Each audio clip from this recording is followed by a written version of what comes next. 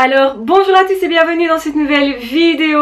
Aujourd'hui nous allons parler de la surinterprétation négative des pervers narcissiques. Vous n'avez jamais entendu parler de ce concept? Eh bien c'est pour ça que je fais cette vidéo. Il est temps d'en parler parce que effectivement je n'ai trouvé ça nulle part, ni sur internet, ni où que ce soit. Du coup c'est important de mettre ça en lumière, ça va vous permettre de mieux détecter encore les pervers narcissiques et aussi de mieux comprendre ce qui se passe, de savoir aussi éventuellement quelle est votre part de responsabilité, de savoir aussi comment agir, comment vous comprendre la situation. C'est hyper important. Plus on va comprendre la situation, plus on peut se dégager justement d'une emprise, plus on peut reprendre sa liberté, plus on a possibilité d'agir, de faire des choix et de se motiver pour l'action justement. L'action évidemment est nécessaire pour se dégager de l'emprise, pour justement faire cesser des situations ou des relations qui ne nous conviennent pas. Donc ici on parle des pervers narcissiques. Les pervers narcissiques, qu'ils soient hommes ou femmes, sont, et on en a parlé, plutôt paranoïaques, plutôt en train tout le temps de vous épier, de vous observer, d'essayer de voir ce que vous pensez, ce que vous allez faire, etc. En fait, d'essayer de vous contrôler. Le contrôle, c'est vraiment quelque chose qui les caractérise. Généralement, on se sent d'ailleurs assez enfermé à leur contact, on se sent surveillé et on se sent aussi, surtout, beaucoup jugé. Donc, c'est-à-dire, même si c'est pas dit clairement, ils vont vous faire comprendre que ce que vous faites, c'est ok ou ça ne l'est pas. Ils utilisent la punition, ils utilisent aussi des mots, des comportements qui vont vous faire anticiper justement une éventuelle réaction de leur part qui serait désagréable pour vous. Et on est conçu, nous êtres humains, pour éviter tout ce qui nous est désagréable, pour essayer de nous mettre le plus possible en sécurité. Donc ça, c'est quelque chose qui est instinctif, et ce quelque chose d'instinctif, on l'a tous, et c'est aussi là-dessus que vont appuyer les pervers narcissiques. Donc ici, on va vraiment analyser le côté, le pervers narcissique vous épie, vous observe, vous surveille, mais en plus, ils vont surinterpréter les choses de façon négative. Donc déjà, on le sait, ils projettent sur l'autre leur part négative. Mais ils font encore plus que ça. C'est-à-dire qu'ils vont décortiquer vos comportements, vos gestes, vos mimiques, les phrases que vous aurez dites, les mots que vous prononcez, en attribuant à tout ça, en vous attribuant du coup, des intentions qui vont être négatives. Tu vois, t'as dit ça, ça veut dire que. En gros, ils vont vous embrouiller comme s'ils savaient mieux que vous ce que vous étiez en train de penser à ce moment-là.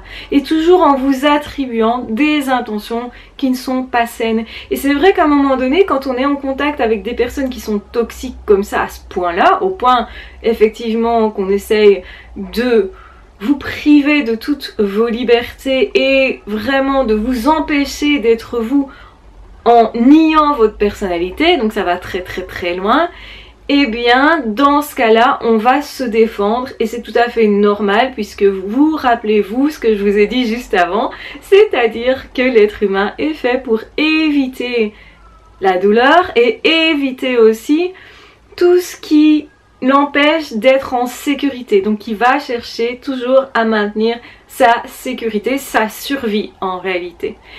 Et donc ce qui se passe, c'est que quand l'autre arrive avec une telle agressivité, on la ressent, on ne sait pas forcément l'expliquer puisqu'ils vont brouiller notre esprit, nos cartes, notre boussole intérieure. Et c'est comme ça qu'effectivement ils vont nous faire accepter qu'éventuellement on aurait eu des intentions négatives. Mais on en a à un moment donné pour se défendre, on commence à être en colère, on commence à ne plus se reconnaître, on commence à être plus stressé, on commence à être plus dépressif, à développer éventuellement des maladies psychosomatiques. Donc effectivement on ne se reconnaît plus et donc du coup on a tendance à croire un avis extérieur parce que nous-mêmes on n'arrive plus à donner notre avis. On n'arrive plus à avoir notre libre arbitre. Parce que toutes les infos que nous avons reçues, elles sont contradictoires. On n'arrive plus non plus à nous comprendre nous-mêmes parce qu'on se perd dans une colère, etc. qui en fait est légitime, mais on ne comprend pas ce qui se passe. Et quand vous recommencez à comprendre justement la situation, à comprendre ce qui se passe, vous comprenez que le problème n'est pas chez vous, que c'est vraiment l'autre qui va surinterpréter tous vos moindres faits et gestes. Et quand je dis ça, je pèse mes mots parce que c'est même des petits détails qui vont être surinterprétés. Ah, tu as fait tomber un objet là de manière à ce qu'il se casse, comme c'est en verre, il reste un petit morceau, parce que tu sais que potentiellement j'allais passer à cet endroit-là, et peut-être tu envisageais que je mette mon pied nu sur le morceau de verre, donc tu voulais me blesser, donc voilà, tu vois, tu n'es pas sain, c'est toi qui as un problème, etc. Ça peut être un discours aussi tordu que ça. Donc en réalité, ce que vous avez fait, votre responsabilité, elle est où ? Vous n'avez vraiment pas eu ces intentions-là. Mais finalement, comme vous êtes en colère, vous allez vous dire mais c'est peut-être inconscient, j'aurais vraiment voulu au final que cette personne se blesse. Parce que j'en ai marre en fait. J'en ai marre, j'ai envie finalement qu'on me défende ou que la situation se retourne. Parce qu'en plus, quand on n'ose pas nous-mêmes se défendre, parce que souvent c'est ce qui se passe, eh bien on espère que la situation changera un petit peu toute seule, par un événement, par d'autres personnes, par un peu quelque chose de magique au final. Moi je vous recommande vraiment de prendre les rênes en main et de vous dire ok, j'ai l'autorisation pour moi-même de changer les choses. Parce qu'on se la donne cette autorisation là. Et en fait quand on a été dans une situation où on se dit si j'accepte des choses peut-être ça va le faire, l'autre va m'aimer, l'autre va arriver à changer, je vais le modifier, etc. On arrive à se dire des choses comme ça sans comprendre qu'en fait la situation elle ne change pas sauf si nous-mêmes nous allions la modifier. C'est exceptionnel qu'il y ait des amis ou des personnes très proches de vous qui vont vraiment modifier eux la situation. Généralement, c'est plutôt vous qui allez faire quelque chose qui va arrêter l'emprise. Et c'est commencer par refuser l'emprise et à se dire ok, je vais arrêter de jouer au jeu de l'autre parce que si j'arrête de jouer, eh bien, il joue tout seul. Donc en fait, il n'y a plus de jeu, c'est terminé. Et effectivement, c'est ce qui se passe. On ne peut pas danser un slow seul, si vous voulez. Et les pervers narcissiques, ils savent très bien qu'ils n'ont pas main mise sur vous. C'est pour ça qu'ils essayent à ce point-là de vous contrôler, de vous épier, même au niveau des réseaux sociaux, d'ouvrir votre courrier, de voir tout ce que vous faites par-dessus votre épaule, d'être comme ça omniprésent. C'est bien parce que vous êtes en train d'échapper et que vous pourriez à tout moment leur échapper. Ça montre bien qu'en fait vous avez votre pouvoir en main, celui de votre propre vie, celui qui est légitime. Donc on parle pas d'un pouvoir écrasant sur l'autre, etc. Non, on parle juste du propre pouvoir que nous avons tous sur notre propre vie. Un pouvoir tout à fait normal, quelque chose de normal, quelque chose de sain en fait. Et vous devez rester aux commandes de votre vie. En fait, plus vous allez être aux commandes de votre vie et normalement, plus vous allez être épanoui. Pourquoi? Parce que vous allez prendre des décisions qui vous conviennent vous, qui font résonance avec qui vous êtes. Ça va vous donner l'occasion justement d'avoir autour de vous des personnes qui vous correspondent et aussi de faire des activités qui vous correspondent vraiment. Mais pour ça, il faut vraiment avoir le courage d'être aux commandes de sa vie. C'est pas simple, c'est courageux, le mot le dit bien. Mais c'est ça qui va vous rendre vraiment votre liberté, vous libérer de l'emprise et en plus vous aider à vous épanouir.